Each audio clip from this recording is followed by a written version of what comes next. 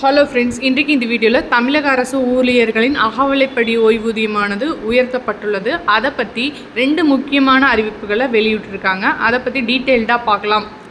நிர்வாகத்தின் தூண்களாகவும் அரசின் கரங்களாகவும் விளங்குவோர் அரசு ஊழியர்கள். அகில இந்திய அளவில் தமிழகம் பல வகையில் முதலிடத்திலும் முன்னோடி மாநிலமாகவும் திகழ்கிறது. அரசு ஊழியர்கள் மற்றும் ஆசிரியர்கள் அனைவரும் உழைப்பும் சீரிய பங்களிப்பும் இதற்கு மிக முக்கிய காரணமாகும்.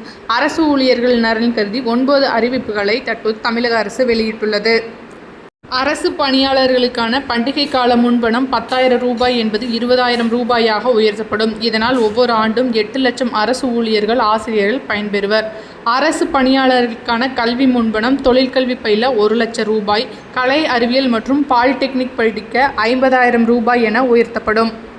மத்திய அரசு ஊழியர்களுக்கு 2% அகவிலைப்படி உயர்த்தப்பட்டுள்ளது. அதேபோல மாநில அரசு பணியாளர்களுக்கும் கடந்த ஜனவரி 1 முதல் அகவிலைப்படி 2% உயர்த்தி வழங்கப்படும். இதனால் 16 லட்சம் பேர் பயன்படுவர்.